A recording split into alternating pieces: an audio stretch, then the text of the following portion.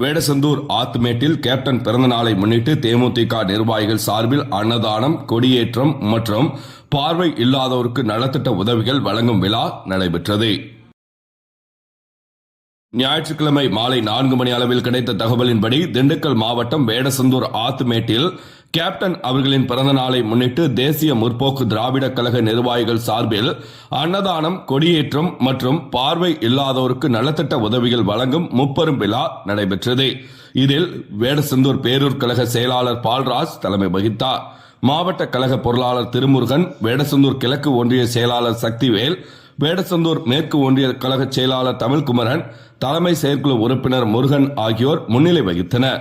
தலைமை பொதுக்குழு உறுப்பினர் தனபால் வரவேற்புரை ஆற்றினார். மேற்கு மாவட்ட கழக செயலாளர் சிவக்குமார் சிறப்புரை ஆற்றினார். மாவட்ட, ஒன்றிய, பேரூர் மற்றும் மாவட்ட சார்பணி நிர்வாகிகள் என பலர் கலந்து கொண்டனர்.